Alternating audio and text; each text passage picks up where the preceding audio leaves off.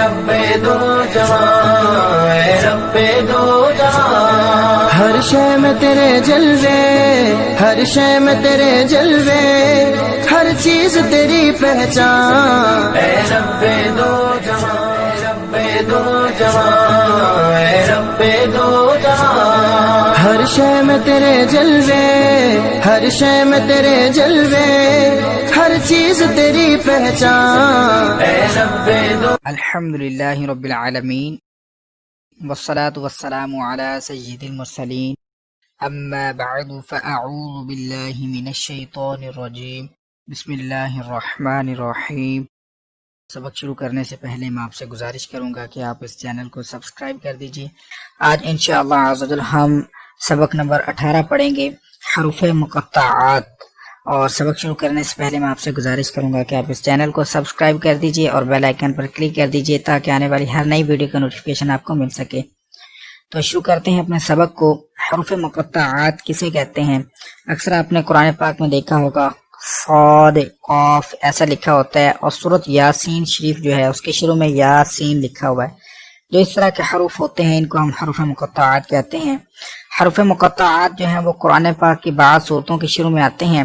ان حروف کو مفرد حروف کی طرح الگ الگ اسی طرح پڑھیں گے کہ مدات کی مقدار بھی پوری ہو جائے اور اخفاء ادغام آنے کی صورت میں غنہ بھی ہم کر سکیں۔ تو شروع کرتے ہیں، آپ غور سے سنیے کہ سبق کو ہم کیسے درست انداز میں پڑھ سکتے ہیں۔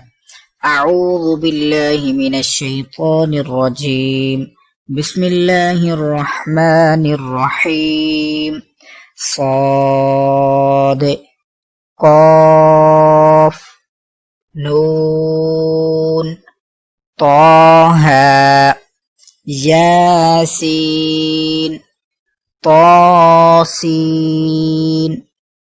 حامیم، الف لام را، الف لام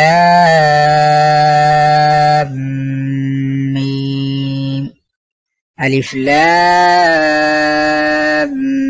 میم را، حامیم، عین سین قاف۔ اب ہم نے یہاں پر اخفا کیا ہے نون ساکن کے بعد، ادھر بھی نون ساکن کے بعد حرف اخفا ہے۔ اگر ایسے مشکل ہو تو یوں پڑھ لیجئے، عین سین قاف، یہ بھی بہتر رہے گا۔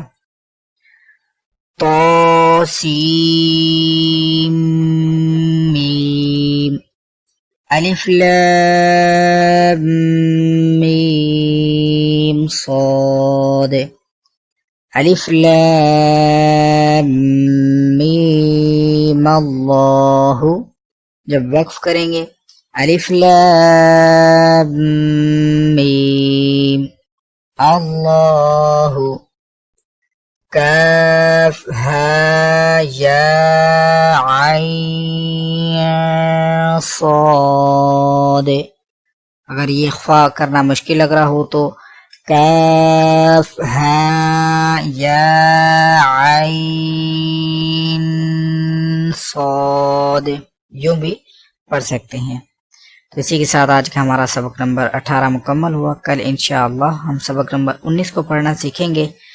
اگر آپ کو یہ ویڈیو اچھی لگی ہے تو اس کو لائک اور شیئر ضرور کیجیے۔ دعاؤں میں یاد رکھیے گا۔ السلام علیکم ورحمۃ اللہ وبرکاتہ۔ اے رب دو جہاں، اے رب دو جہاں، ہر شے میں تیرے جلوے، ہر شے میں تیرے جلوے، ہر چیز تیری پہچان، اے رب دو